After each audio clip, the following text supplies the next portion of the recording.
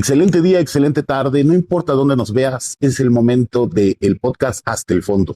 Y hoy tenemos un invitado especial, una persona que creo que es el que sabe más de la historia de Tehuacán, simplemente es el cronista de Tehuacán y es Juan Manuel Gámez. Un lujo, bienvenido. Muchas gracias. Y el podcast del día de hoy, Hasta el Fondo, es una tragedia llamada Tehuacán. Pues sí, realmente la historia precisamente de nuestra ciudad nos ha mostrado a través, ya no digamos de los años, sino de los siglos, cómo Tehuacán ha ido en su momento evolucionando y en sus momentos involucionando, ¿no? Pero en estos últimos tiempos, a mi juicio, y no solo al mío, sino de muchas personas, de muchos, inclusive historiadores, pues han dejado en claro que esta ciudad ha sufrido cambios que han estancado su progreso. Y después de que, digamos, en los últimos 2 siglos, Tehuacán de alguna manera ha destacado y destacó a niveles insospechados dentro de lo que fue el desarrollo turístico, el desarrollo social, político inclusive, actualmente ya no haya mucho que ofrecer, a mi juicio. Y repito, y a juicio de muchos, de los elementos con los que cuenta actualmente Tehuacán, pues así lo han determinado. En una cronología de la historia moderna de Tehuacán, cuando estábamos en lo más alto y cómo ha ido en esta escalera descendente y qué lo va provocando. Sí, sin duda alguna el Tehuacán contemporáneo empezó a destacar, digamos, partiendo del Porfiriato hacia acá. Tehuacán ya tenía el antecedente de ser una comunidad, una ciudad que lo es desde 1660, tiene su título de ciudad. Era una ciudad eminentemente comercial. ¿Por qué? ¿Cómo se dio esa situación? Sí, hay que voltear un poco hacia la historia y darnos cuenta que desde que Tehuacán se trasladó a este sitio que actualmente ocupa, que fue alrededor de 1580, su situación, su posición geográfica, inmediatamente le dio el título de ciudad comercial. Tehuacán, desde a partir de que se trasladó a este sitio, siempre ha vivido del comercio. Ha habido otros factores que precisamente son a los que nos vamos a referir, que le han dado esa grandeza, digamos, pero la base de Tehuacán ha sido su comercio en base a su ubicación geográfica, ya que sobre esta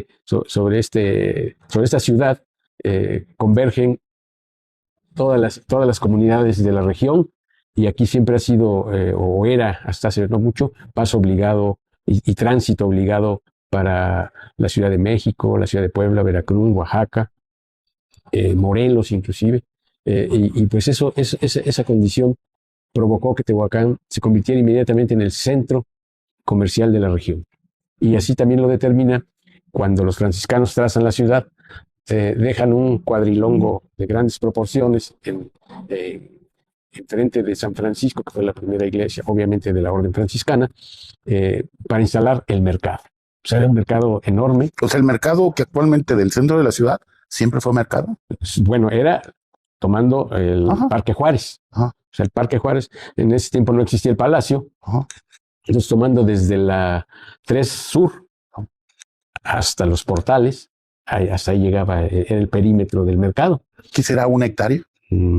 Pues es que está más o menos, porque antes tampoco, en ese tiempo todavía no se construía la catedral, se había dejado ya el espacio, pero era un espacio, digamos, más reducido que el que se destinó para convento e iglesia de San Francisco. ¿No?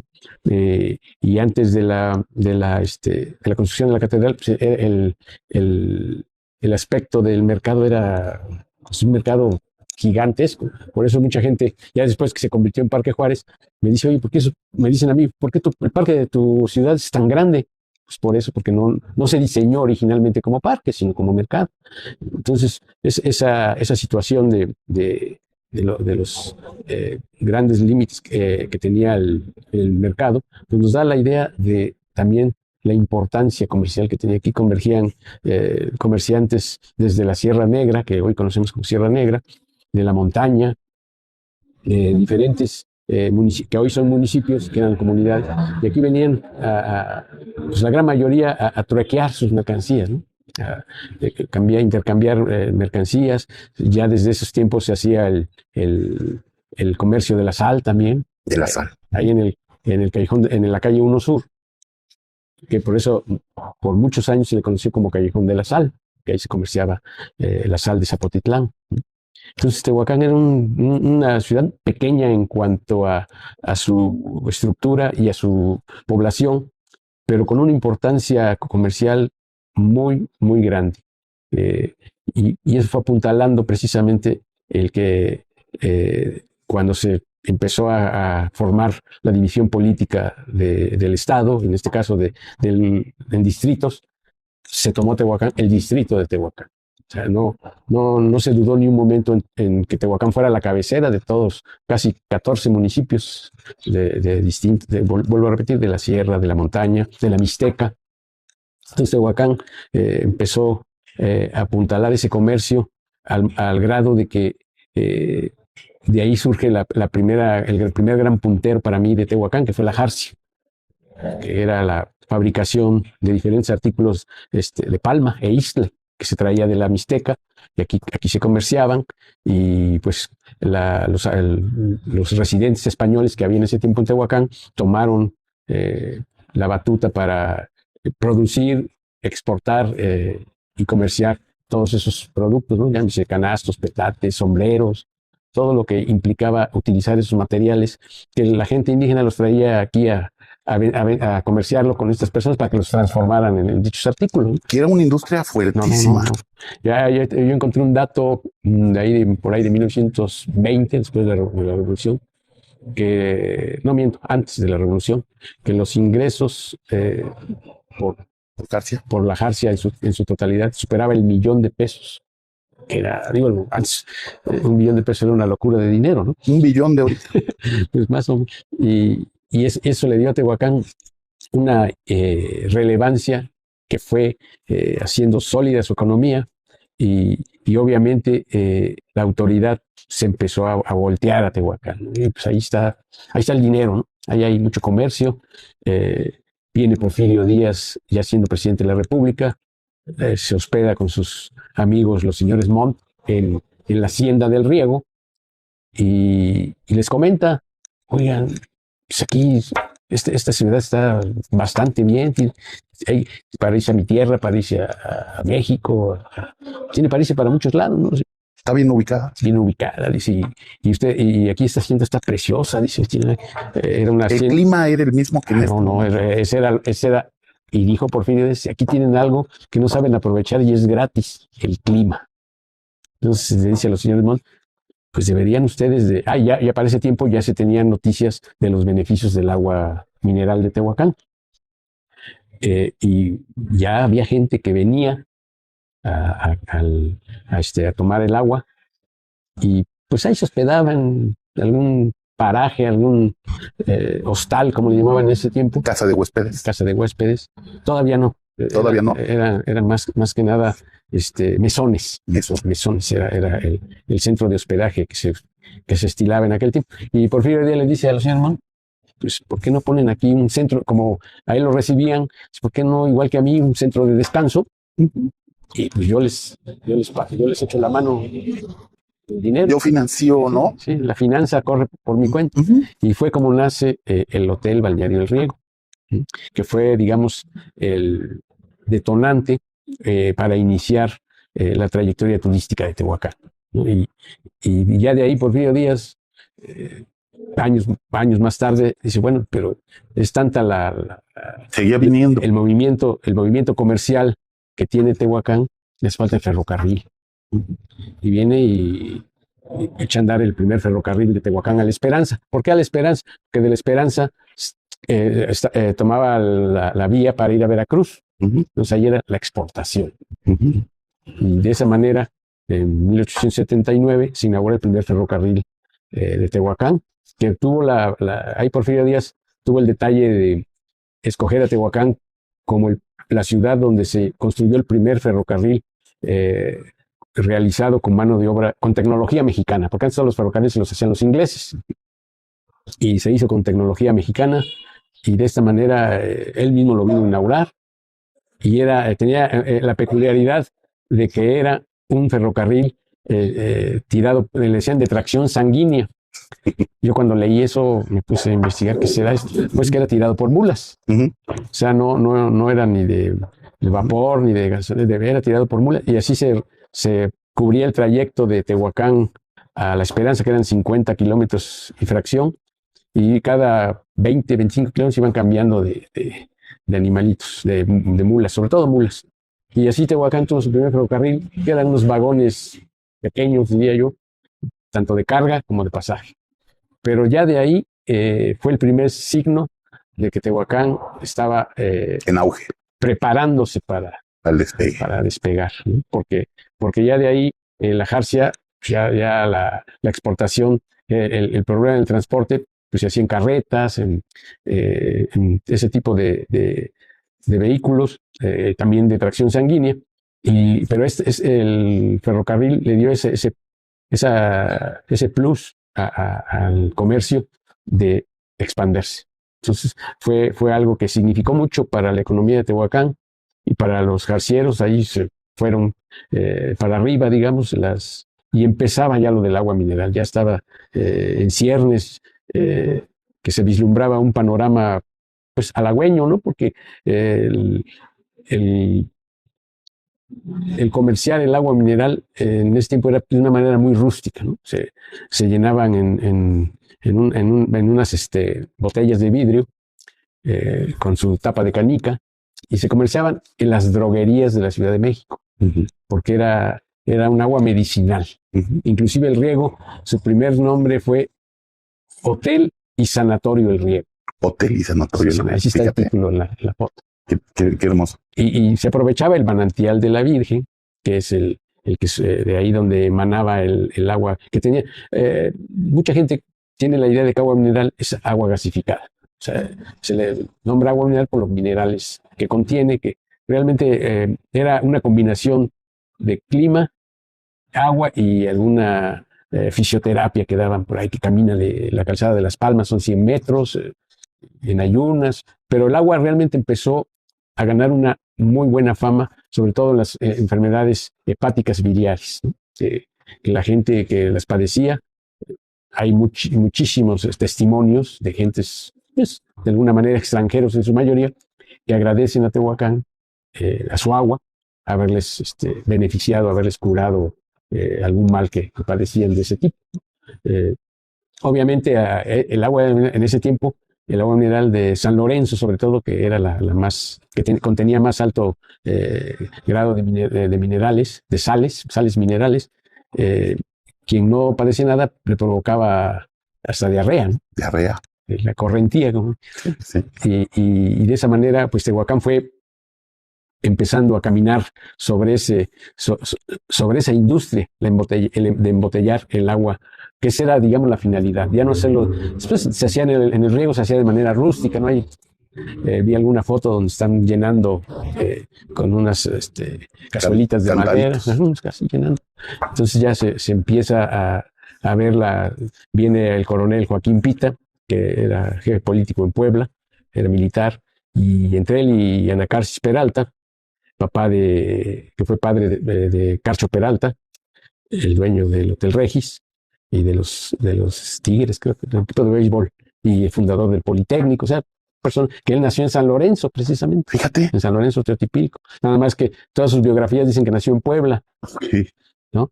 Y él mismo, creo que no le hacía mucha gracia que dijeran que nació en San Lorenzo, pero su papá fue también de los impulsores, entre Joaquín Pita y Anacarsis Peralta, trajeron las primeras maquinarias, también de algún modo rústicas, pero ya se empezó a mecanizar, se empezó a industrializar el embotellamiento. Y ya de ahí, pues ya llegaron Leo Fleischmann allá a San Lorenzo, y se empezaron a nacer diferentes fabriquitas en algunos domicilios particulares, que ya no era ni siquiera agua de manantial, era como dicen, de pozo, pero se aprovechó la fama, ¿no? Y ya posteriormente, en en los años 20, 30, empiezan a surgir ya la embotelladora García Crespo, que después se llamó Peñafiel. Obviamente con la visión que tuvo siempre don José García Crespo. Él era químico, y cuando vino a Tehuacán y probó el agua, le pareció, él decía que era inclusive superior a la de Vichy Francia, la de Bélgica, la de lugares europeos, que ellos sí tenían ya plenamente industrializada y canalizada el agua hacia el turismo. Uh-huh. Entonces don José le quiere dar ese sentido también a la industrialización. Obviamente no contaba con todos los recursos económicos, pero empieza él a embotellar el agua a su visión de él. ¿Cómo era eso? Pues él consideraba que embotellando el agua en las entrañas mismas de donde manaba, no perdía sus características naturales. Y de esa manera fue como empezó a formar los túneles famosos de Peñafiel. O sea, los túneles que el día de hoy se conocen, allí estaban las fábricas adentro. Adentro ahí embotellaba. Allí embotellaba. Qué interesante. Pero él solamente se dedicó, él hacía su fabriquita tenía dos vertientes. El embotellamiento del agua mineral y la fabricación de las sales que le llamaban, que es lo que conocemos hoy como sal de uvas. Y compraba toda la uva de la región, ponía a las señoras a usarla y hacía de ahí, combinándola con los minerales, con el agua mineral, y la secaba. A ver, retomamos. José García Crespo de la Vega, él no nada más embotellaba ya en las profundidades, sino empiezan a maquilarse en Tehuacán sal de uvas. Sal de uvas. Qué fuerte. Sal La Purísima se llamaba. Y ganó un premio en Cuba y otro en Estados Unidos, que era una sal con una pureza y una efectividad. O sea que era igual que el agua para curar, ¿no? Algún mal estomacal, como se utiliza ahora, ¿no? Y otro detalle que poco se conoce aquí de Tehuacán, aquí se da la vid. Exacto. No, pues, yo desde niño recuerdo que todas las casas había su parrita ahí ¿sí? En la casa inclusive todavía ahí tenemos nuestra parrita, hay que dar incipientes uvas, pero las da. Y granados. Y granados. Sí, sí. Y ya José García Crespo llega el momento en que pues quiere expandir y fortificar su industria, pero se topa con Abelardo Rodríguez, que él quería poner un casino. Poner un casino como el que tenía en Tijuana. Uh-huh.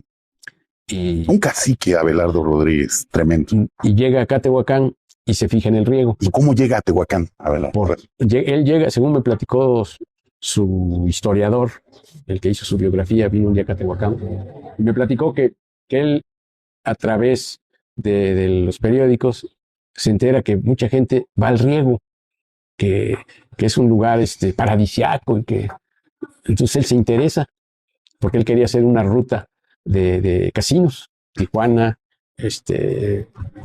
Morelos y Puebla, ¿no? O sea, Cuernavaca y en Puebla no se decidía si era cerca de la ciudad. Entonces cuando se entera... yo creo que de las cosas que no le permitieron en la ciudad de Puebla era su religiosidad. Entonces dice, bueno... Es que era la gente muy cerrada, ¿no? En ese aspecto. Y precisamente cuando sabe del riego, va a ver inmediatamente al señor Enrique Montt y le dice, oiga, véndame su hotel. Él siendo presidente de la República, obviamente. Y pues, el señor Montt dice, no, pues discúlpeme, pero no está en venta. Dice, bueno, ahí le dejo un cheque en blanco, ponga la cantidad que quiera y regreso después. Ya se fue a comer al Hotel México, regresa y el cheque seguía en blanco. Dice, no, pues discúlpeme, pero ya sabe usted quién soy yo. Sí, sé quién es usted, pero pues no lo puedo vender porque es el patrimonio de mi familia. Uh-huh. Y ya le pongo la cantidad y ¿qué hago con el dinero? Uh-huh. No voy a vivir toda la vida con... Ya tomó su cheque. No, es que ahí mismo lo hizo pedacitos, se fue. Pero era un hombre que no desistía a la primera, ¿no? Entonces, uh-huh. Plan B, vamos a ver. Y se entera del negocio de don José García Crespo y le dice, vamos a asociarnos, yo te apoyo económicamente para crear una embotelladora. Y pues don José, con el ánimo de expandirse, acepta, pero ya fincada toda la estructura de la nueva fábrica, le dice, y también vamos a hacer un hotel. Un hotel, le dijo. No, pero sí, es que mira, aquí en Francia, en todos lados, y tú lo sabes, que una cosa va a la par de la otra, turismo con esto. Y pues acepta, se hacen socios. Pero lo que quería Abelardo era utilizar el nombre que ya tenía cierta fama de don José y el apellido. Entonces vamos a ponerle García Crespo a la fábrica y al hotel. Y pues se hacen todos los preparativos, empieza a construirse el hotel, la fábrica, y ya al paso de encaminado ya ambas empresas, se da cuenta don José que, pues, que no era como se la habían pintado, ¿no? Porque ya la fábrica, para empezar, ya con maquinaria, ya no era en el subsuelo, ya no se embotellaba ahí, y quería embotellar refresco, agua de sabor, ¿no? Ujú. Y pues don José no, dice, eso no fue lo que, porque entonces ya, ¿qué beneficio le va a dar a la humanidad el agua? Ya va a perder más de la mitad de sus propiedades. Pues así está, ya está de todo hecho.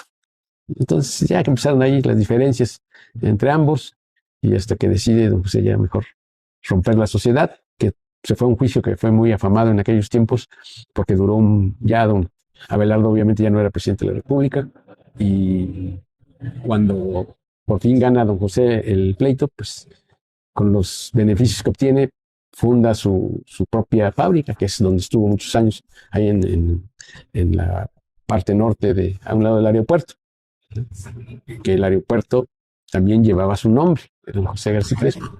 Pero ya después de eso, las personas que habían adquirido la empresa le ponen Peñafiel, ya no podían utilizar el apellido de don José, ¿Por qué Peñafiel?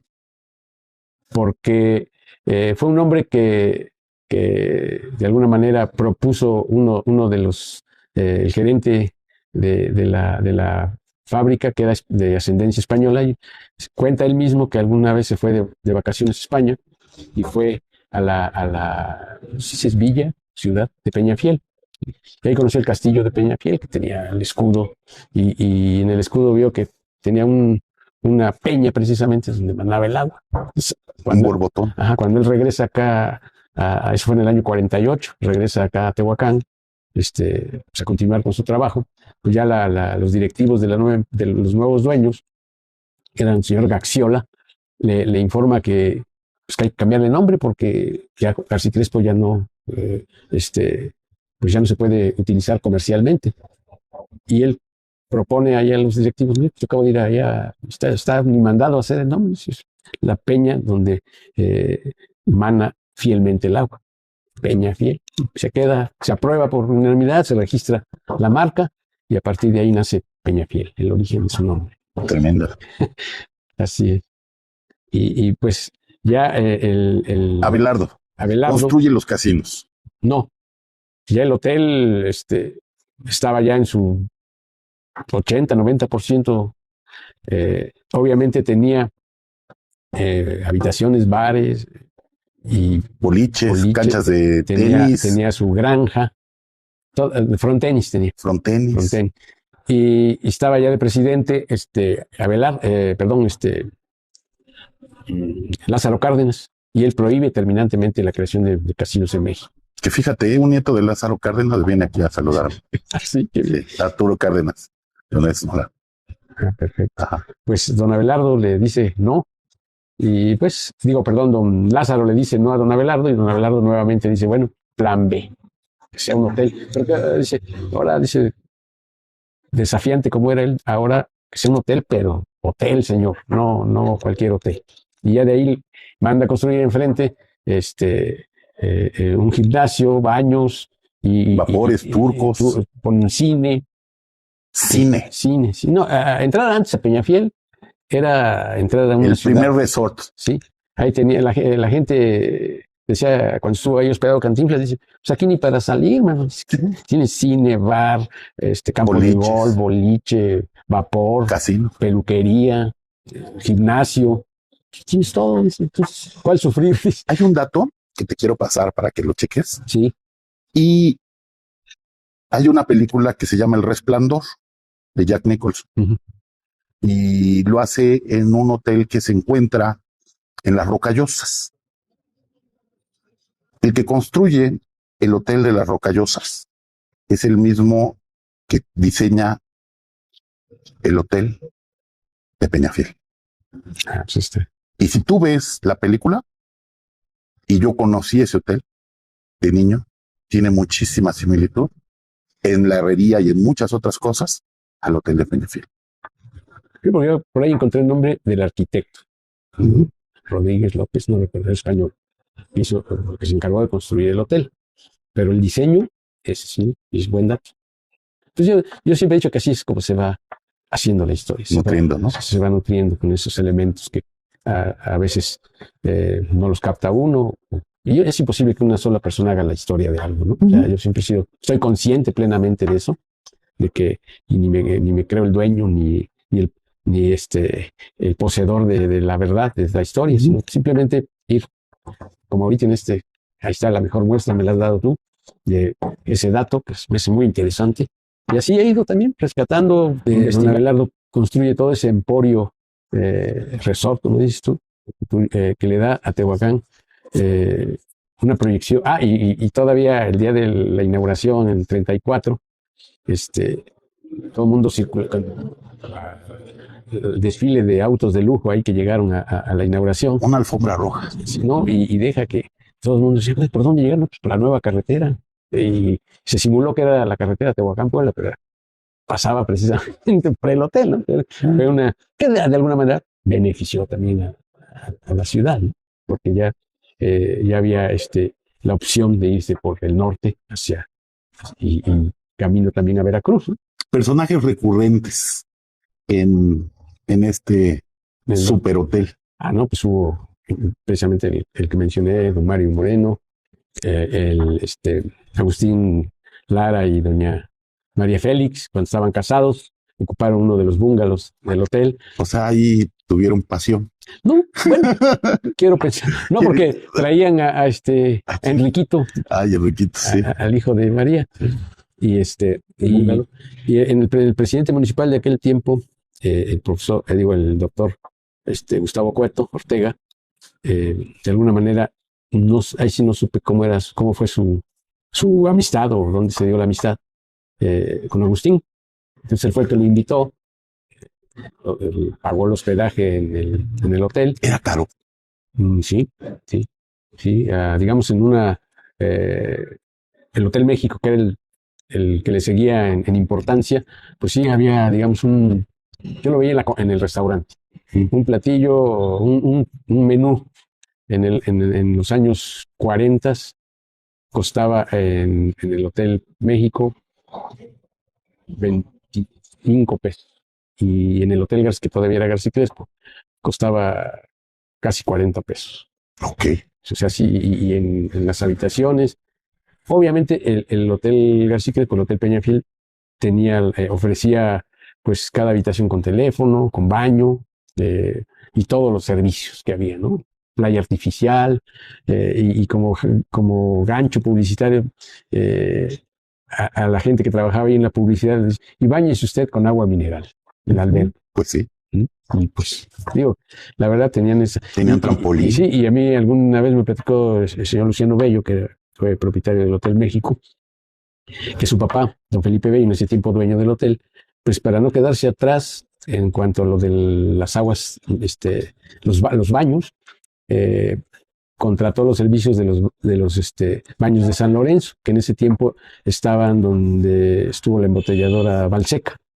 Ahí estaban los baños de San Lorenzo. Entonces ahí hay fotos donde se dice baños del Hotel México, pero por esa cuestión de... ¿Y cómo eran los baños? ¿Eran también albercas? Eran albercas y tenían unos espacios ahí con lodo para que la gente se aplicara el lodo que contenían los minerales. Y que es muy bueno hasta la fecha. No, es algo para la impureza de la piel. Es buenísimo. Sí, inclusive relajante, dice que es, ¿no? Entonces, ya de ahí el precio siempre llevó digamos, en cuestión de importancia, el Hotel Peñafiel. Tenía más habitaciones, más servicios, y el Hotel México se defendió toda su vida con la comida. Con la comida. La comida, tenía una comida excelente, española, francesa y mexicana. Unas alubias. Y se debía precisamente a don Felipe Bello, que él precisamente llegó de España siendo cocinero.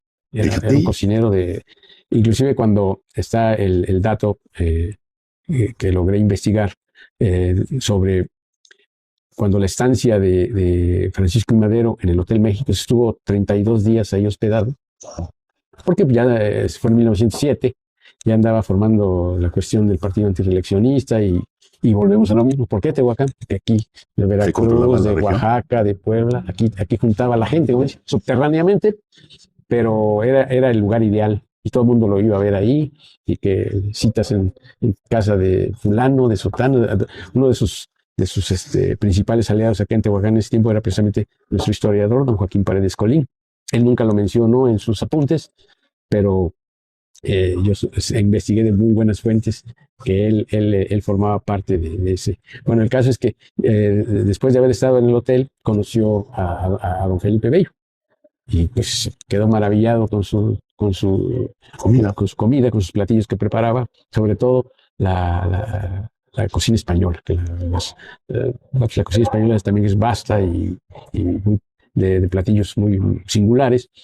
Y ya cuando llega don Francisco I. Madero a la presidencia, se instala en Chapultepec, que era la residencia oficial del presidente, y lo manda a llamar. No, yo creo que seas mi cocinero, dice, porque nada más. Y pues don Felipe, platicas con don Luciano, que es su papá, pues se sintió en primer lugar honrado, ¿no? Porque voy a ser el cocinero del presidente. Pero ya han dado los días, como decimos por acá, no se hallaba allá en Chapultepec. Y pues en un arranque de valentía le dice al señor Madero, ya me voy a Tehuacán, porque ya mi hermano Andrés Bello se va a Orizaba a fundar el Hotel Francia, y el hotel se va a quedar sin cabeza. Y pues ya los bueno, si no aquí es opcional, ¿no? Pero tuvo esa experiencia, y por esa razón el Hotel México siempre se distinguió por su cocina, porque quedó la herencia y las recetas y como dicen, el buen toque de don Felipe Bello.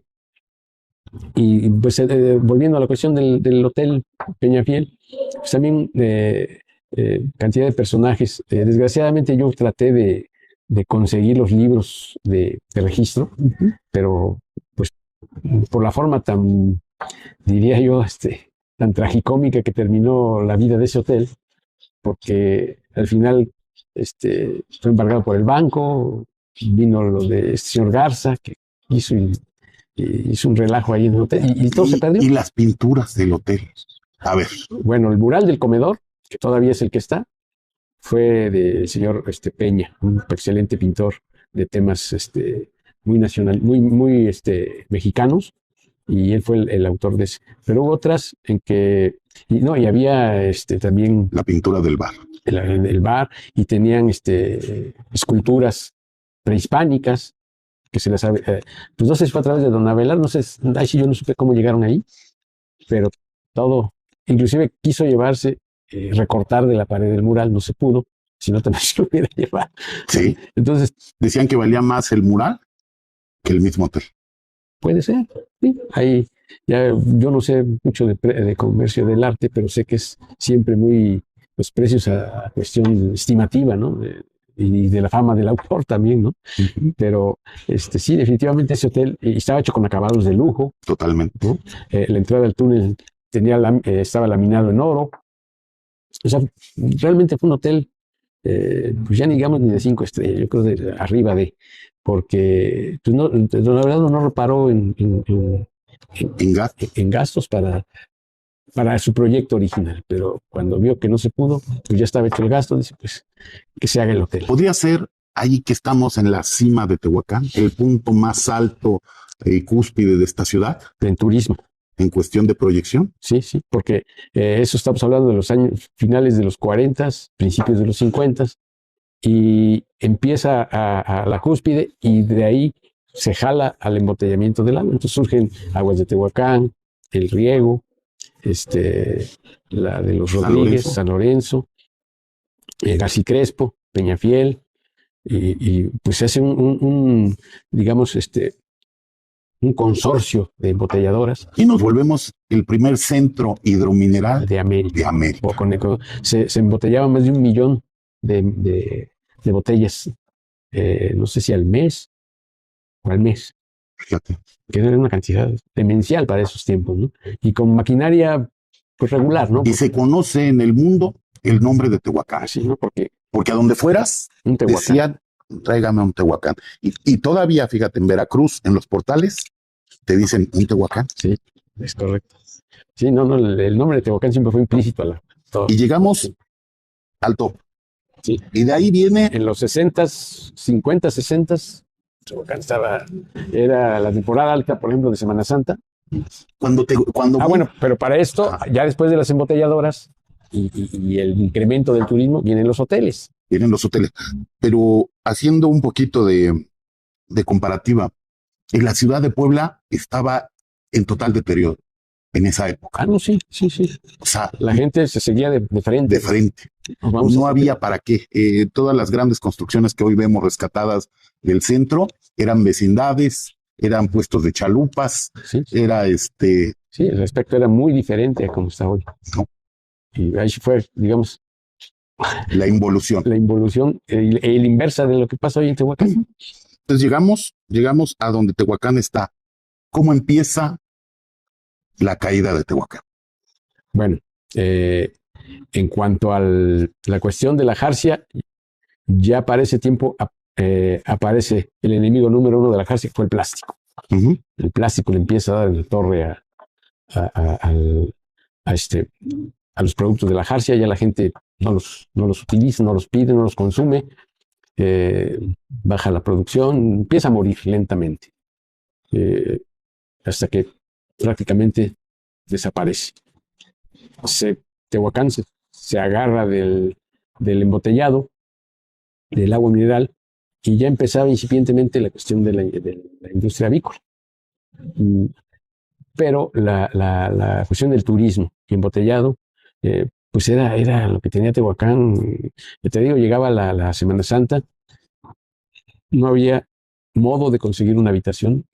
El Monte Carlo, que tenía 80 habitaciones o 100, el hotel Peñafiel tenía 120. Otro gran hotel, el Monte Carlo. No, ¿cómo no? También precioso, de super lujo. Muy bonito, muy bonito. O sea, un hotel muy bien hecho. Que es donde se encuentra ahorita las oficinas municipales. Las oficinas municipales. La parte de lo que fue el hotel. Y que todavía la talavera que tienen es espectacular en la recepción. Sí, fue hecho en los años 40. Se le impuso, los señores Cangas, que fueron los dueños españoles, le impusieron el nombre de Hotel Colonial. Ya de ahí se dieron cuenta que era un nombre que estaba un poco trillado y le ponen el nombre de Palas, no sé si es referente a algún lugar de su tierra, y acaban por renombrarlo como Monte Carlo, que fue su último nombre. Uh-huh. Pero tenía una alberca bastante espaciosa y viéndolo de frente del lado derecho, pues tenía ahí, lo ocupaban como un lugar para espectáculos, como un pequeño centro nocturno ahí. Uh-huh. Que tenía el hotel y que después ya llegaron a actuar María Victoria, algunos artistas de cierto renombre, y la verdad era digamos, un Tehuacán que todo el mundo quería estar. El clima, decían los turistas, el azul del cielo tehuacanero es espectacular. Inclusive se pensó aquí instalar el telescopio, que ya lo fue instalar por allá, por Puebla, pero aquí siempre pensando en todas las atribuciones que la naturaleza prodigó y ha prodigado sobre esta tierra. Las ferias. Las ferias de las espigas. No podemos dejar de mencionar las ferias porque era precisamente un festejo de la abundancia de ese Tehuacán. Sí, y precisamente esto se debió a un nieto de Pancho Villa. Él fue el de la idea de hacer este tipo de festejos. Porque en un principio se tenía proyectado, ahí en los años 50, hacer la Feria de la Granada, que así era tentativamente el primer nombre. Entonces este señor, que era, no sé si era militar, Villacós, se apellidaba, de apellido Villacós, llega a Tehuacán y se da cuenta, ¿no? O sea, ahí por Tepanco para acá, dice, en las tardes parece el sembradío oro, dice, de las espigas sembradas ahí, y había la vigilia de las espigas. O sea, Tehuacán tenía mucha conexión con el nombre de espiga, con el elemento. Una tierra abundante. Exacto. Entonces él opina en una reunión que hubo ahí en el casino. Dice, oye, pero sí, yo siento que las granadas, pues es un elemento, Tehuacán de las granadas, se me hace. Tehuacán de las granadas y las mujeres quedadas. No decía Tehuacán de las granadas, sus calles empedradas, sus mujeres quedadas. Okay. Y de esa manera se hace la primera feria, se organiza, como te decía yo hace un momento, la unidad de la gente tehuacanera se puso muy de manifiesto y se echó a andar la primera feria, que realmente fue una feria. O sea, una feria en que había exposiciones ganaderas, traían el ganado. Me acuerdo que en el Paso Hidalgo la gente se admiraba de ver semejantes animales grandísimos, bueyes, vacas, caballos, todo lo que tenía que ver con la ganadería, ¿no?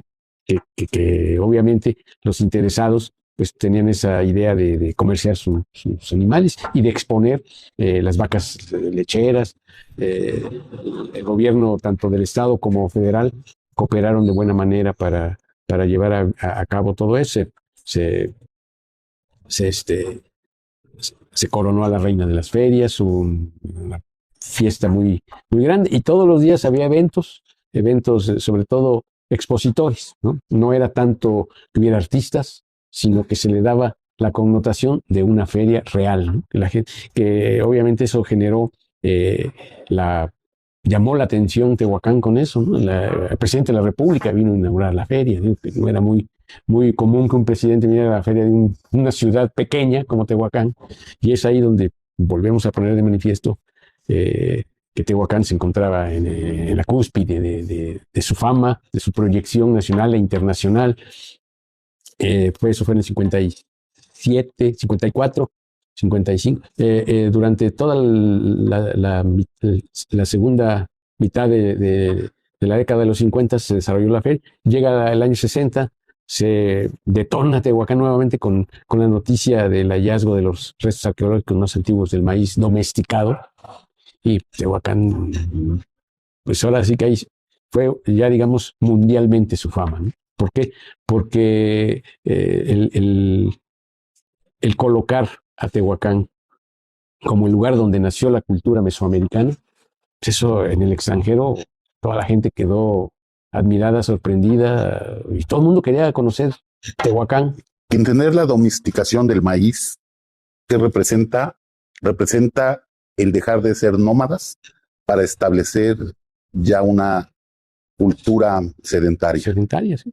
O sea, desarrollar lo que es la agricultura, unas comunidades más estables, territorialidad y sí, todo lo que en ello es la cultura representa.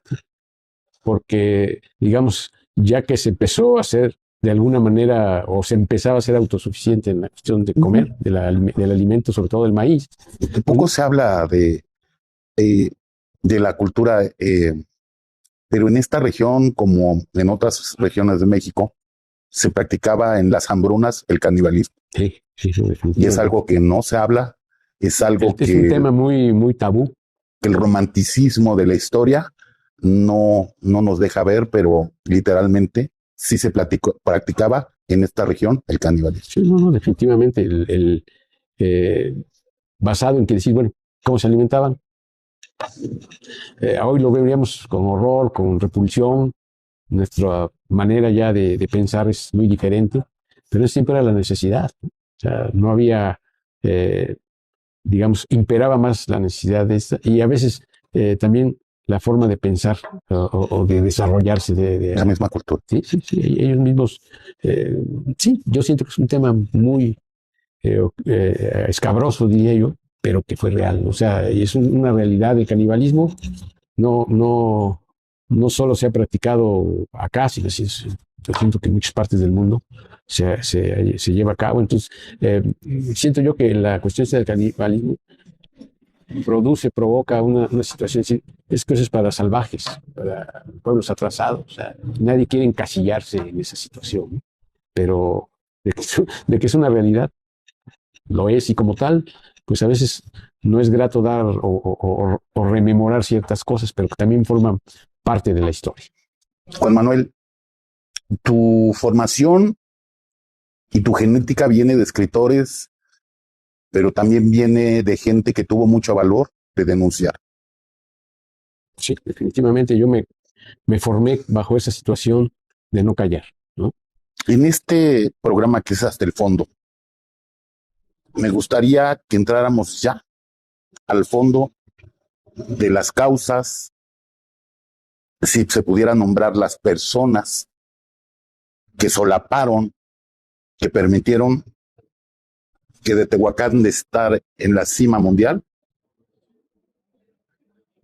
empieza a caer y se convierte en una ciudad sin identidad, una ciudad de las más contaminadas del mundo, una ciudad que no tiene rumbo ni forma. Cada presidente municipal se dice que es el peor, hasta que llegue el otro y dices, es que esto es peor que el peor. Y así vamos en una cadena descendente de saqueos, robos, corrupción. Sí. Bueno, mira, creo yo que parte el momento en que empezó esto, o que fue que de alguna manera incidió en la regresión de esta ciudad, de este municipio, digamos, fue en el embotellado del agua.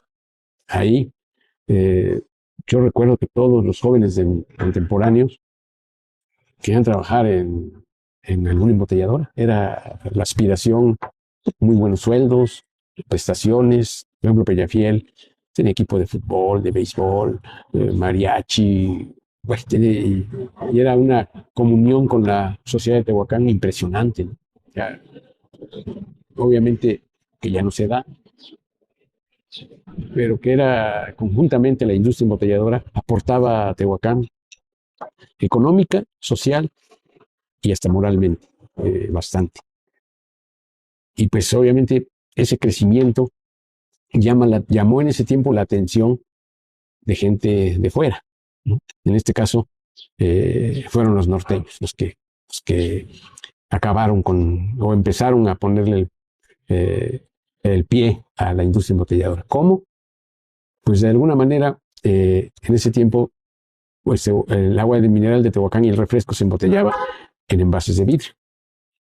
Monterrey era el que vendía el vidrio. Tehuacán, los embotelladores. Entonces, de alguna manera, estas gentes con esa visión gringa de que quieren entre mayor cantidad regalado casi el producto,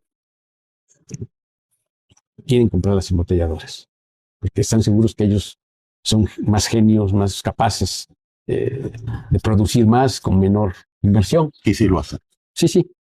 Pero la gente de Tehuacán, que en ese tiempo las embotelladoras eran de gente de Tehuacán, no eran de gente que venía de fuera, se niegan, ¿no? ¿Cómo? Se negaron. Totalmente. Entonces, Vitro, que fue ya, bueno, no te vendo vidrio. Wow. No había PEP en ese tiempo, no había plan B. Y muchas empiezan a desnivelarse horrendamente. Solo Peñafiel y de alguna manera García Crespo, pues con los colchoncitos que tenían ahí de envase, pues sacaban medio la producción, o ya más selectiva, que en ese tiempo se vendía ya bastante más el refresco que el agua, y empieza a haber ese problema. Monterrey. Un plan orquestado desde Monterrey. Totalmente. Para tronar la industria refresquera de Tehuacán. Y lo tronaron. Ellos llegan, compran, no sé las condiciones pero en los años 70, 80 se desaparece de un trancazo una industria que le generó fama, riqueza, posición comercial a Tehuacán. De alguna manera fue un golpe de veras fuerte para no solo la economía, ¿no? Empezó cerraron las fábricas, no hay la cuestión laboral, la gente sin trabajo, los jóvenes sobre todo, viene ese desajuste tremendo, y luego llega otro factor que acaba de darle o de empinar hacia la declive a esta ciudad, que fue la cuestión política. ¿Qué época? 75. Toda la hegemonía priista que había prevalecido desde el 51 se quiebra. Viene la alternancia política. gana el PAN, amén de que reconocer que el primer presidente panista, don Héctor Lezama, yo siempre lo he considerado Un buen presidente. un hombre innovador, Sí. que tenía excelentes ideas y las realizó, al menos las que le dejaron realizar, Ujú. pero gobernó sin mucha, pues digamos, fobia partidista.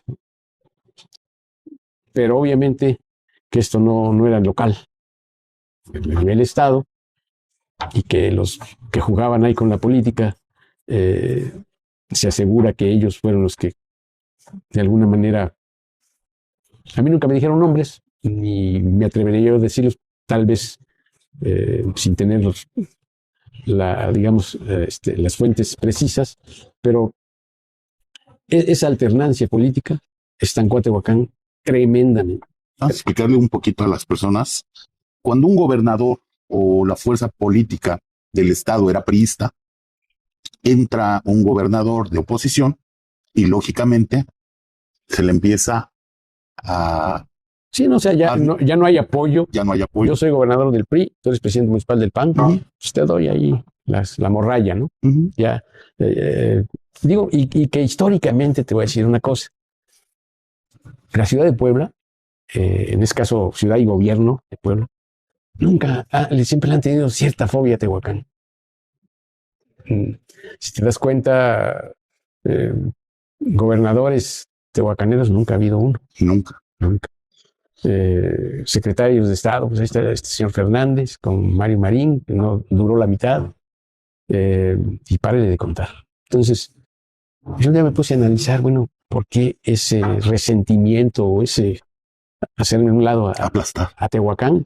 ¿No? Y cuando le dicen al gobierno del Estado, Tehuacán, la segunda ciudad de importancia, no, es Atlisco, es Estación, o sea, Cholula ya. Quieren siempre menospreciar, y lo han menospreciado. Entonces, yo encontré un dato muy relevante que ya data desde siglo XIX, mitad del siglo XIX, en que el Ayuntamiento de Tehuacán envía un escrito al Congreso del Estado del Estado de Puebla, perdón, que estaba obviamente en la ciudad de Puebla, donde le dice, de una manera más o menos lo que recuerdo, como dice el escrito, dado que la idiosincrasia del tehuacanero se ve, está más cerca, que está más en coincidencia con la idiosincrasia de Veracruz, solicitamos atentamente dejar de pertenecer al Estado de Puebla para formar parte del Estado de Veracruz, que ya hemos hablado con la gente y ellos nos van a necesitamos la aprobación del Congreso y obviamente nunca hubo respuesta. Y siento yo que desde ahí se creó esa animadversión del gobierno del Estado hacia Tehuacán. Y teniendo el antecedente de que Puebla también le fue coartado o se emanciparon este estado que teníamos mar y que llegábamos a Tuxpan. Entonces ya había un antecedente de esta parte de quererse pasar algo a los terruños de Veracruz. Sí, y viene de este lado, eso es del lado del norte, y después viene Tehuacán. Sí. Y esa situación, a mi juicio, desde luego, el dato de la solicitud es verídico, pero ya mi interpretación que yo le doy es que probablemente de ahí nació todo, porque es muy evidente que el gobierno del Estado no vea para acá. No voltea a ver a Tehuacán. Siempre, pues con una situación de que hay que esperar que el gobierno federal dé algo para más o menos salir del percal. Ahora, también viene esta parte del enriquecimiento inexplicable de los años 80 o un poquito antes, para acá de todos los que han sido expresidentes. Bueno, hay que tomar en cuenta un factor. En tiempos anteriores no había participaciones, no había lana. O sea, los ayuntamientos de Tehuacán, por ejemplo, cuando se reconectó otra vez al sistema de constitución, volvió al cauce constitucional Tehuacán después de 20 y tantos años de estar bajo consejos municipales, porque anteriormente, después en el periodo posrevolucionario, era tanta el desajuste político que había en Tehuacán que nombraban un presidente a los 3, 4 días, ya lo están sacando, metiendo a otro. Entonces, volvemos a lo mismo. El gobierno del Estado dice, no, pues como los niños, ustedes nos pueden gobernar solos, yo intervengo y voy a nombrar consejos municipales. Entonces, a partir de 1951, después de mucho batallar y que la sociedad de Tehuacán, en unión, va y habla con el gobernador del Estado y dice, oiga, ya queremos que el pueblo elija a sus gobernantes, no el gobernador, elija a sus presidentes. Su gobernador acepta, así como no de muy buena gana, y se designa a José Luis Herrero como presidente municipal constitucional. Y a partir de ahí vuelve Tehuacán al cauce constitucional, lo cual de alguna manera coincide o forma parte de esa cúspide en la que Tehuacán ya iba escalando, ¿no? Es muy próximo. O sea, estamos hablando de una democracia real, muy joven de Tehuacán.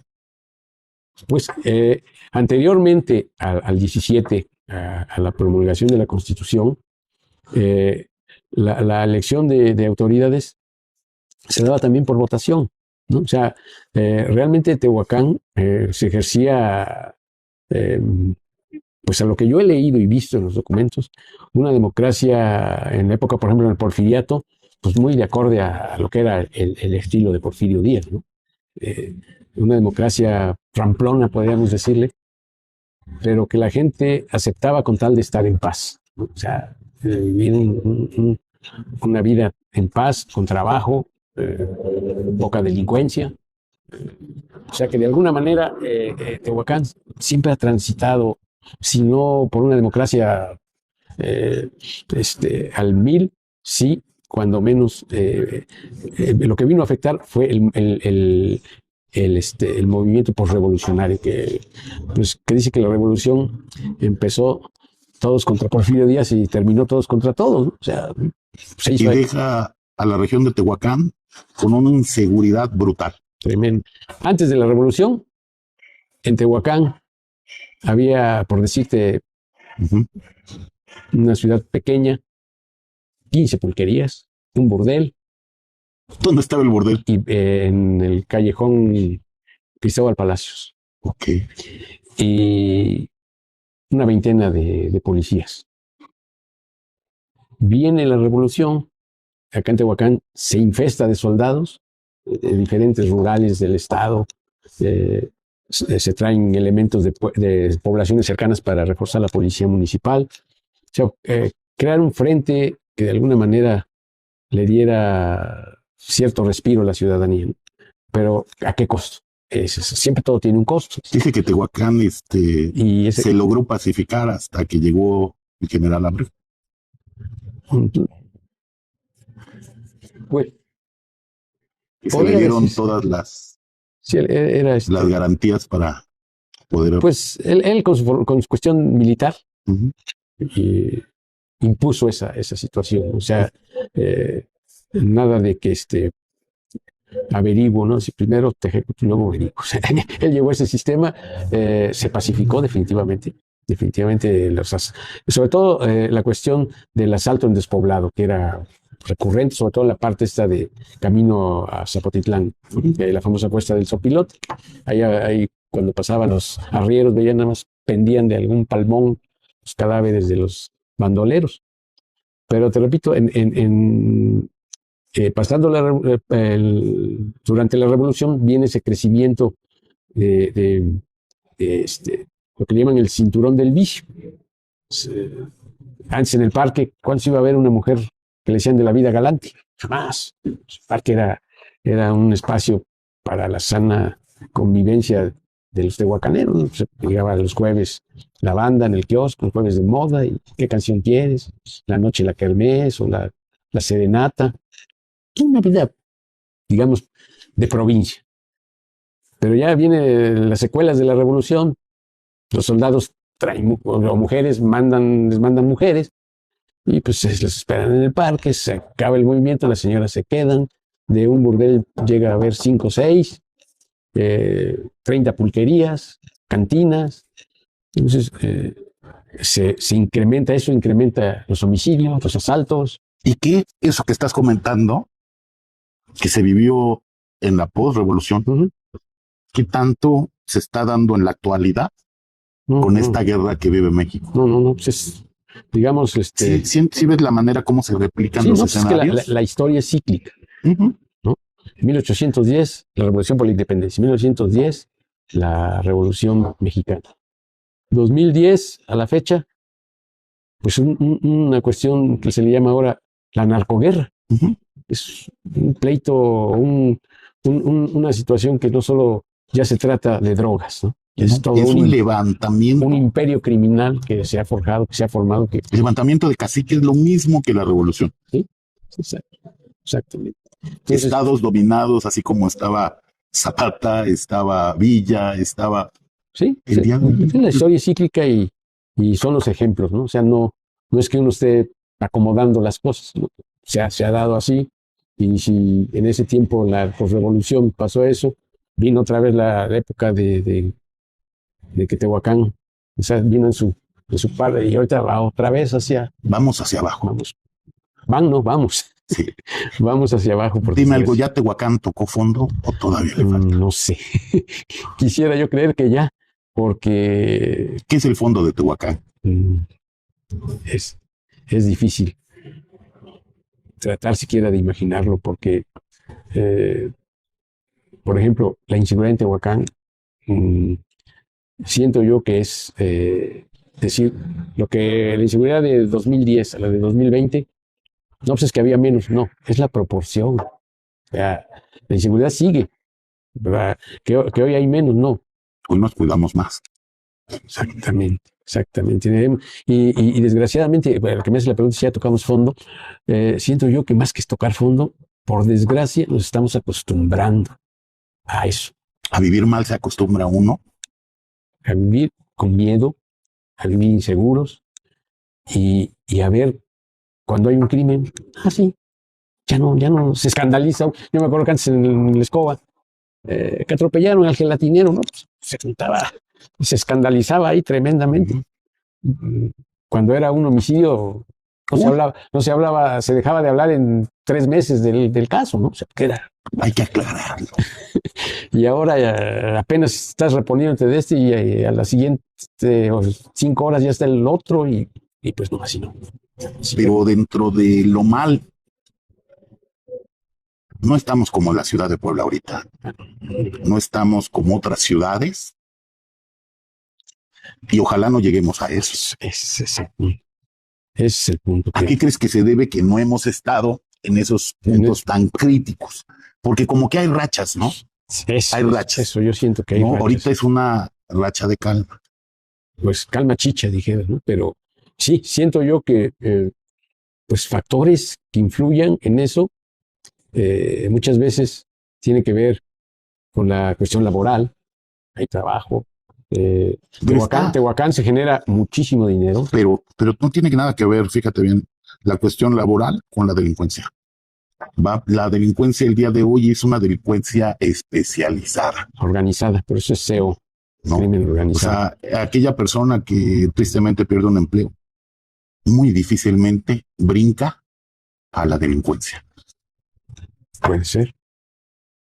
Vaya, yo te digo de lo del empleo porque para mí pudiese ser un factor, porque digamos el accionar de los 3 niveles de gobierno pues es coordinado, ¿no? Ahora ya Marina, Guardia Nacional, que Guardia Nacional ha habido todo el tiempo, ¿no? O sea, en 1890 estaba la Guardia Nacional en Tehuacán, o sea, no es una cuestión nueva.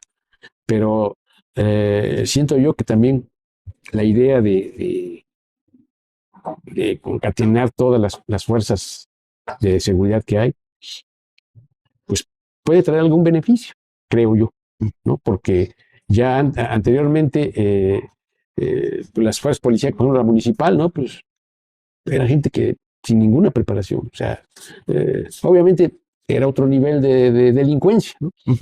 Pero ahora ya, pues como dices tú, la delincuencia va especializándose. Entonces hay que tener, creo yo, esa situación de fuerzas policíacas más a nivel, ¿no?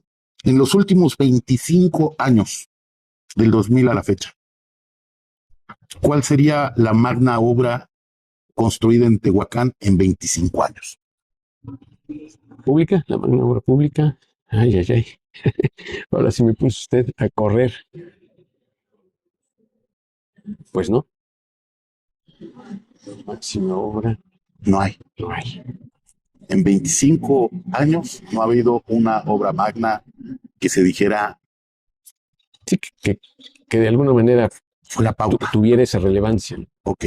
Bueno, No, yo siento que no. y, Bueno, de- a mi juicio y no. del 2000, bueno, eres historiador de Tehuacán, ¿no? Y quedaría registrada en tus libros, ¿no? Oigan, Obviamente. la inauguración. Y fíjate, y del 2020 a 1980, ¿cuál magna obra puedes tú mencionar en tus archivos históricos? Pues yo voy a mencionar varias. Ok.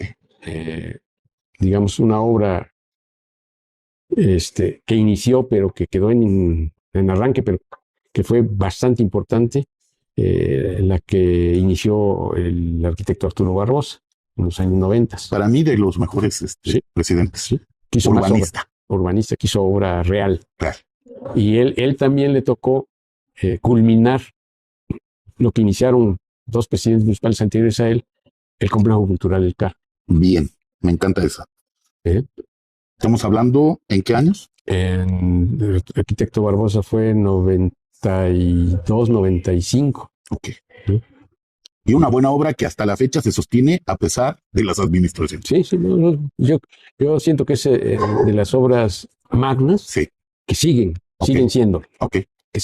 Coincido contigo absolutamente que el complejo cultural fue una magna obra. ¿Cuál otra? Y pues también dentro de la administración del arquitecto, la autopista, el trébol que le llaman, ¿no? Ok, ¿qué viene siendo? Pues esa obra la vino a inaugurar Salinas de Gortari, que mucha gente, que por la Solidaridad. solidaridad, pues también en un principio. Pero vino, ayudó a Tehuacán. Definitivamente. Sí ayudó. Sí. Porque mucha gente decía, y así lo considero yo también, que lejos de que Tehuacán pasara todo lo que era el flujo, el día de hoy ya se sigue derecho. Sí, no, digo, fue realmente, amén de su imagen política de Salinas de Gortari, los tehuacaneros, al menos algunos entre los que yo me cuento, reconocemos ese apoyo que tuvo Salinas de Gortari, ¿no?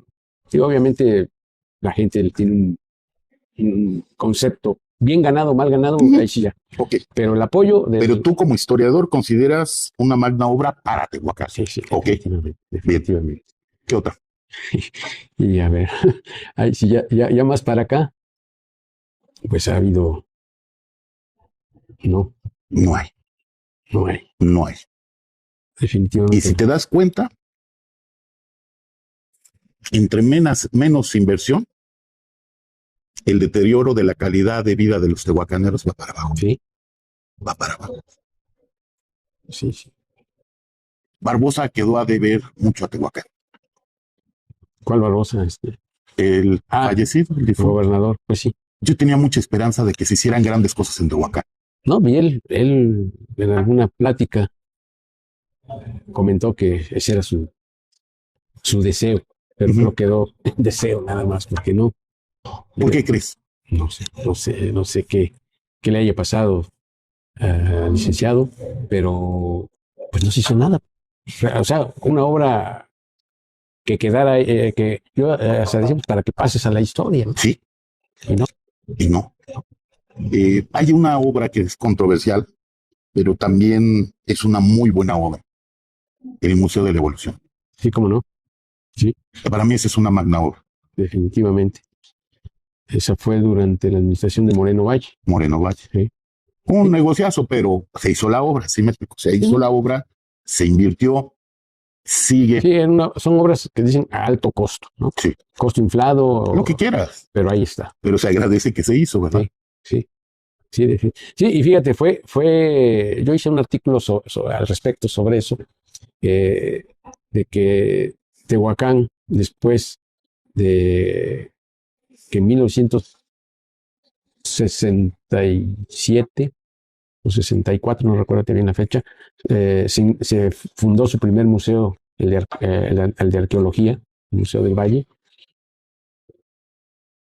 50, 60 años después, de golpe, se inauguran dos, el de la Evolución y el Museo de Sitio, ¿no? También por Moreno Valle impulsado. Sí. Entonces, sí, porque se inauguraron casi a la par. Entonces, puntos de desarrollo no explotados. No explotados. Vale. No se ha sabido vender. Esos, papá gobierno llega, te pone tu negocio, pero ¿qué crees? Hay que trabajarlo. Es correcto. Sí, ese es el punto. Pero sí, el Museo de la Evolución realmente es un espacio que inclusive alberga al Museo de Mineralogía, el doctor Romero, y que realmente en su momento, desgraciadamente la pandemia vino a desestabilizar un poco su continuidad, pero era un lugar, a mí personalmente me consta porque un día invité a cronistas del Estado, vamos al Museo de la Evolución, primero que al otro, ¿no? ¿Por qué? Porque de primer nivel, Sí. Y lo hicieron. Es más, decía, no recuerdo si el maestro Palou, que estaba mejor que el de Puebla. Sí. Que el mismo, el que ahorita tienen un relajo allá, ¿cómo se llama? El Barroco. El Barroco. Está 100 veces mejor el de Tehuacán que el del Barroco. Sí. Y lo hizo la universidad, los del Museo del Desierto de Sonora. Va gente que, no olvídate, son artistas, amigos míos, estuvieron aquí. Qué bien. Fíjate, qué bueno. Construyendo todos los museógrafos, los que hicieron los museos, estuvieron aquí. Un saludo a ellos. Muy bien, ¿no? Felicidades. Y gente muy profesional y yo creo que dejaron algo para las generaciones, ¿no? Dejaron su legado. Te veo tu cara cómo cambia cuando te digo que menciones obras en los últimos 50 años, 45 años, y tu cara que estaba bien alegre, que estaba feliz, que estaba aquí. También la mala historia se registra dentro de la historia. La historia es historia, ¿no? Como, digamos, se interprete, ¿no? Porque si yo doy un dato histórico con algunos datos estadísticos, pues para algunos puede ser bueno, para otros puede ser malo. O sea, la interpretación. Pero esta etapa de la historia tuya, yo la verdad... ¿Cómo ¿Te toca escribirla a ti o vas a esperar que otros las escriban? Pues yo estoy terminando mi libro hasta el 2000. Entonces hay que darle chance a las nuevas generaciones de investigadores, de historiadores, que pues conozco algunos muy buenos, pero que también les digo que se van a enfrentar al problema de las fuentes históricas, hemerográficas. Ya no hay periódicos impresos. Yo tengo y tuve esa fortuna de primera, tener el archivo del periódico de mi familia, de mi padre, en el que yo escribí, y pues periódicos del siglo XIX, XX, y las hemerotecas de la Hemeroteca Nacional, la del Estado, la del Congreso, que son las que recurrentemente visito. Ahora las nuevas generaciones de historiadores, y aquí que son muy volátiles todo esto. Lees algo así, se va. Si no lo guardas, difícilmente tienes que estar. O sea, la historia más difícil es escribir la opacidad, donde no pasa nada. Sí, ese es lo más traumático que hay para alguien que registra un hecho histórico, ¿no? Porque o muchas veces, sobre todo a mí, cuando lo hace alguien que yo conozco, hace algunas, o sea, tiene una historia no muy agradable, pero que es historia. Y como decía don Joaquín Paredes Colín, con esa honestidad que siempre le caracterizó, nuestro historiador local, no menciono el nombre de fulano porque sus familiares aún viven. Entonces, es que es difícil, es muy difícil. Yo por eso, como decía mi maestro don Salvador, yo ahí dejo la historia, lo publican cuando me muera. para que no haya reclamaciones, ¿no? Es que ¿Crees que algún momento en los libros de historia de Tehuacán se publique la rapiña de toda esta gente que no ha hecho nada por sacar adelante esta hermosa ciudad? Bueno, ni siquiera hermosa, porque se han dedicado a ponerle en la madre. En la mouse. Bueno, mira, yo... ¿Crees que va a haber, no? En tal yo, por ejemplo, en lo que a mí concierne, porque sí voy a tratar 2 o 3 temas, pero antes del 2000, son muy contados porque no carecía yo para ampliarla de los elementos. O sea, a mí me gusta, no es un acto de ser valentón, como dicen, pero sí me gusta ser efectivo y sobre todo ser veraz y sustentar lo que digo. Porque si yo señor presidente fulano de tal, se robó tantos millones. No, pues porque lo vi en el Face. A ver si no. Es por eso que siempre he pugnado para que los ayuntamientos, no solo de Tehuacán, sino de todo el país, rindan cuentas. Porque ¿cómo te enteras en qué gasta el dinero una autoridad de cualquier nivel? Antes, me acuerdo que acá en Tehuacán, en los periódicos publicaban planas completas. En esto gastamos tu dinero. Sí. Y que no es cierto. Bueno, por lo menos está el dato. Sí. Justificaban en los libros.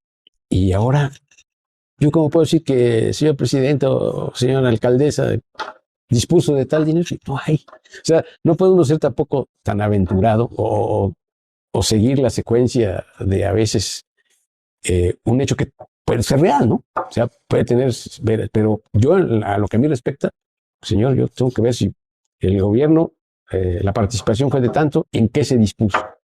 Porque no, que ya viene etiquetado, bueno, ¿en qué? ¿Cuándo se dio? ¿Cuándo se recibió? ¿Qué empresa lo hizo? O sea, como dicen, cosas elementales. La claridad, o sea, la transparencia tan famosa que... Pero ahora que ya desaparecieron hasta el Instituto de Transparencia, pues estamos en ascuas en ese sentido. Digo, es para mí un retroceder, algo que otros gobiernos anteriores, pues, a través de ciertas negociaciones, pugnas y lo que tú quieras, había mexicano escalado un poco arriba. Ahora se ha vuelto otra vez, se va como el cangrejo, otra vez de regreso.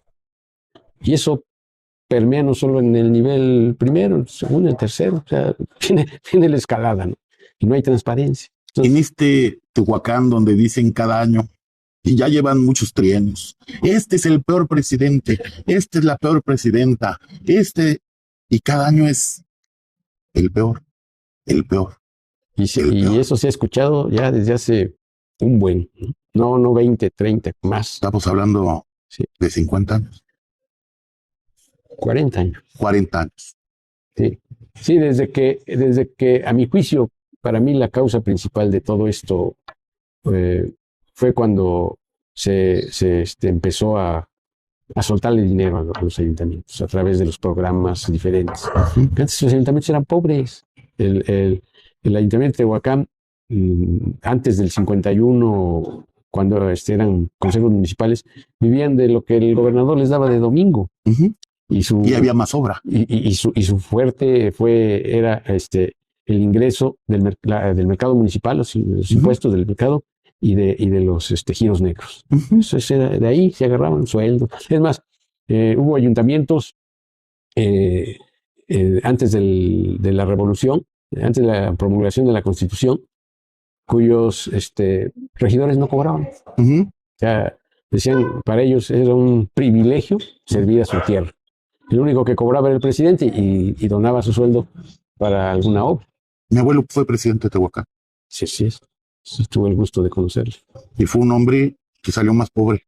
Pues si no, como decía otro presidente de esa época, don Rafael Díaz, si no pobre, dice, pues con el mismo coche y la misma vieja. Sí me explicó. Sí, no. Y salió diabético. Era, digamos, otra época, otra percepción de lo que era la administración pública. No había, volvemos a lo mismo, no había recursos. Y el presidente tenía que andar, ahora sí que... Llevándose bien, haciendo política. Era el mejor relacionista que tenía Tehuacán en el nivel Estado, sobre todo. Sí. Pero sé que lo que te voy a pedir que comentes, si quieres, coméntalo. Si no, se vale guardar silencio. Pero el peor presidente o la peor administración, porque muchas veces ni siquiera es el presidente, es la administración, ¿no? Es el conjunto de personas. O otras las dos, que haya tenido Tehuacán en la historia moderna. Difícil pregunta. ¿Te atreves? No es cuestión de atreverse, tocayo. Simplemente caería yo en la imprecisión de que si digo fulana, al rato que esté yo solo, así no, era sultana. O sea, me explico, o sea, no es que haya habido una en especial peor. La triada. Pero una triada que dices. Para mí, y vuelvo al tema, para mí no fue la peor administración, sino la peor época. Que fue la alternancia política. Para mí esa ha sido la peor situación en la que ha vivido Tehuacán. Ahora llevamos 13. No es que hayan sido malos o buenos, simplemente por ponerte un ejemplo. El presidente del PRI cumple con su trienio, bien que mal, y deja una obra. Llega la alternancia, llega el presidente del otro partido y le dice el gobierno del Estado, ¿no vas a terminar esa obra? No, es porque lo hicieron sus sinvergüenzas del ayuntamiento anterior, que solo robaron. No hay continuidad. Se perdió en muchos, lo del drenaje, lo de las aguas pluviales, obra pública, que quedaron ahí y han quedado obras iniciadas o no iniciadas inclusive, que hubieran dado a Tehuacán otro destino, otro puntero, otro... Entonces, más que del peor ayuntamiento, fue la peor época. 75, bueno, quitando al señor Lezama, que no fue, que realmente es, digamos, su obra magna, el Mercado de la Purísima, que en su momento hasta mi papá lo criticó, ¿no? Es que es un elefante blanco. Pero es que faltaba la visión. La visión. ¿No? Se equivoca. Mi papá lo aceptó posteriormente. Yo me equivoqué en mi percepción de ese, y lo escribió, y fue con don Héctor. Le puso la mano, le hizo una disculpa. Don Héctor se la aceptó. Y pues de esa manera, creo yo que esa alternancia vino a afectar tremendamente a Tehuacán. Esa ha sido la peor época de Tehuacán. Para cerrar hasta el fondo, 5 puntos o 5 momentos históricos que hicieron que Tehuacán cayera en tragedia. La pandemia del cólera. En 1833. Causó la muerte de más de 1,000 tehuacaneros. 1,000 tehuacaneros de una población de... En ese tiempo eran 18,000 y 20,000 almas. O sea, mermó un 10% o 7% de la población. La pandemia del cólera. La pandemia del cólera morbus. La toma de Tehuacán en 1914, que también dejó una cantidad indeterminada de la cifra oficial fue de 50 muertes, pero fueron más de 300, 400. Bueno, es que los quemaban los cadáveres. Los quemaban. Y en la afectación del comercio destruyeron, se llevaron, se secuestraron muchachas, la leva con niños. O sea, fue un evento que determinó un atraso de la ciudad, económico y político y social. Otra tragedia ya, hubo otro evento así negativo, el trenazo. Buen punto. El trenazo fue algo brutal, que se pudo, lo más brutal de todo y lo más lamentable y trágico que se pudo haber evitado. Digo que el hubiera no existe, dicen, pero aquí se insistió, mi papá en la escoba insistió infinidad de veces, quiten ese tramo de vía ahí, porque ya está en la zona urbana. Ferrocarriles, tuvo que pasar esto, como dicen, después de un niño ahogado, se quiso tapar el pozo, pero fue una cosa que a mí me tocó estar en el lugar de los hechos, minutos después de que ocurrido, filmando ahí. Digo, la verdad fue algo, ese olor a sangre, a muerte, mezclada con con el cemento y Los granos. los granos, o sea, que también no se me olvida. Y ver miembros, piernas, no, fue algo de veras espantoso y que pudo haber sido una tragedia de mayores dimensiones si hubiera ocurrido minutos después, que era la salida de los muchachitos de Benavente. Del Benavente y la la del liberación. otro, de liberación. Entonces, para mí sí fue un evento que marcó a Tehuacán. Ok. Eso fue en el 91, si mal no recuerdo. Y posteriormente, a ver, pues, algo así.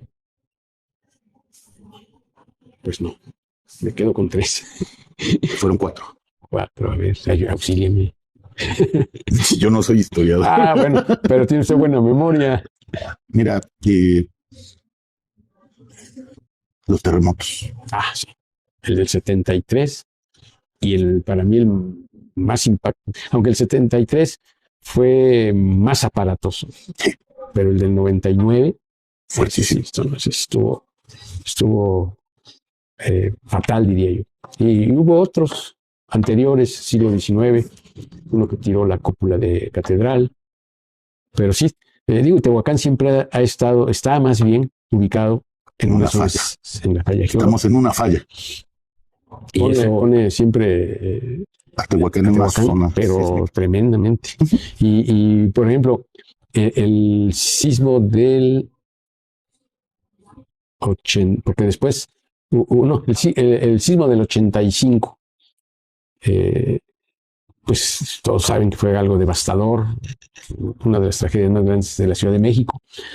Pero en el 99, 14 años después, Tehuacán, más bien, sí, pone, pues si no en evidencia, deja claro que no teníamos nada de protección civil. Estábamos en pañales. Así es. Entonces ahora ya, pues los golpes te van formando también, ¿no? Y pues Tehuacán tiene que, de alguna manera, verse inmerso, inmiscuido en ese tema de la protección civil, porque vivimos en una zona de alto riesgo, ¿no? Entonces, sí, buen punto ese de los sismos, pero disculpa de no. Yo en mi libro ahí hago una reseña, un tema aparte, yo lo estoy haciendo por temas, y el tema de los sismos, ahí viene incluido todos los sismos. Y sabes que orgullosamente, los primeros psicoterapeutas rescatistas de México y del mundo somos mi esposa y yo. Sí. Necesito esa información. Y estuvimos allá en el rescate de la Ciudad de México. En el 85. No, en el último. En el 2019, ¿cuándo? Sí. 2019. ¿Cómo ves? No, pues perfecto. Digo perfecto porque yo siempre, una de mis preocupaciones siempre ha sido reconocer a los tehuacaneros, que como buenos profetas a veces no triunfan no son profetas en su tierra. Porque aquí triunfar, yo creo que somos tan grandes que tenemos que conquistar el mundo. Es correcto.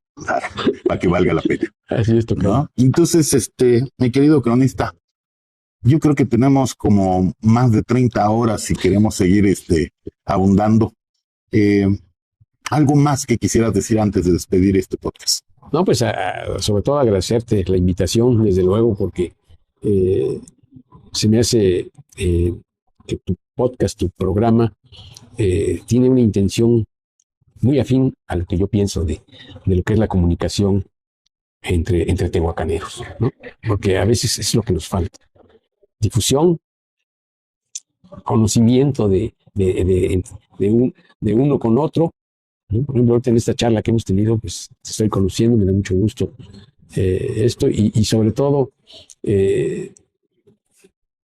pues estar a tus órdenes para continuar con este proyecto. La verdad, y como dices tú, invitar a otras personas, porque hay otras personas o personalidades que tal vez viven inmersos en ellos mismos o ante la impasividad de no tener dónde expresarse. Entonces, ese espacio se me hace excelente, te felicito de verdad, no es cebollazo, te felicito en serio, porque eso es lo que hace falta. No hace falta tener un mega estudio